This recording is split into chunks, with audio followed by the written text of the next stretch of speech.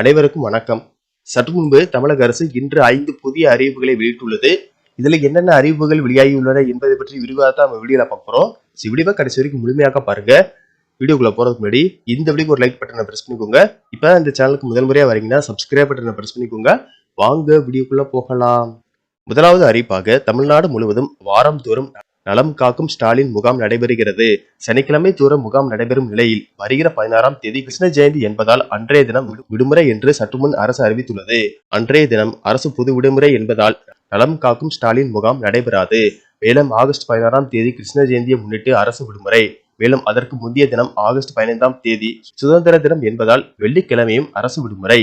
இதனால் தொடர்ந்து 3 நாட்கள் விடுமுறை வருகிறது என்பது குறிப்பிடத்தக்கதாகும். அடுத்த அறிவிப்பாக வடமேற்கு மற்றும் அதனை ஒட்டிய மத்திய மேற்கு வங்கக்கடல் பகுதிகளில் இன்று காற்றழுத்த தாழ்வு பகுதி உருவாகக்கூடும். இதனால் தமிழ்நாட்டின் ஒரு சில இடங்களிலும் புதுச்சேரி காரைக்கால் பகுதிகளிலும் இடி மின்னலுடன் கூடிய மிதமான மழைக்கு வாய்ப்பு இருப்பதாக வானிலை மையம் கணித்துள்ளது.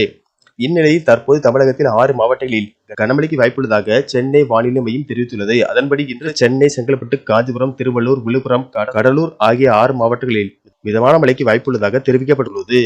மேலும் இன்று முதல் ஆகஸ்ட் 15ஆம் தேதி வரை மீனவர்கள் யாரும் கடலுக்குள் செல்ல வேண்டாம் என்று சென்னை வானிலை மையம் அறிவித்துள்ளது. அடுத்த அறிவிப்பாக கருணை அடிப்படையில் பணி வழங்குவதில் அரசு புதிய சட்ட திருத்தம் செய்து அரசாணை வெளியிட்டுள்ளது. இது தொடர்பாக வெளியான அறிவிப்பில் காலி பணியிடங்களின் அடிப்படையில் கருணை பணிகளை 3 வருடங்களுக்குள் வழங்க வேண்டும்.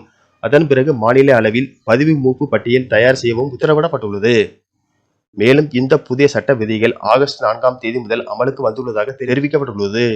அடுத்த அறிவிப்பாக தமிழகத்தில் மீண்டும் பழைய ஓய்வூதிய திட்டத்தை அமல்படுத்த வேண்டும் என்பதுதான் அரசு ஊழியர்கள், ஆசிரியர்களின் நீண்டகால கோரிக்கையாக உள்ளது. இந்த நிலையில் தற்போது பழைய ஓய்வூதிய திட்டம் தொடர்பாக கூடுதல் தலைமை செயலர் சுகந்தீப் சிங் பேடி தலைமையில் குழு அமைக்கப்பட்டிருக்கிறது. இந்த குழு தற்போது அரசு ஊழியர்களை சந்தித்து ஓய்வூதியம் குறித்த ஆலோசனைகளை பெற இருக்கிறது. இதற்காக வரும் 18 மற்றும் 25ஆம் தேதியும் செப்டம்பர் மாதம் 1 மற்றும் 8ஆம் தேதியும் பல்வேறு அரசு துறை ஊழியர்கள் சங்கங்களை சந்தித்து பேச இருக்கிறது. இதை அடுத்த அரசு ஊழியர்கள் சங்கங்கள் தங்களது கருத்துக்களை தெரிவிக்கலாம் என அறிவிக்கப்பட்டுள்ளது.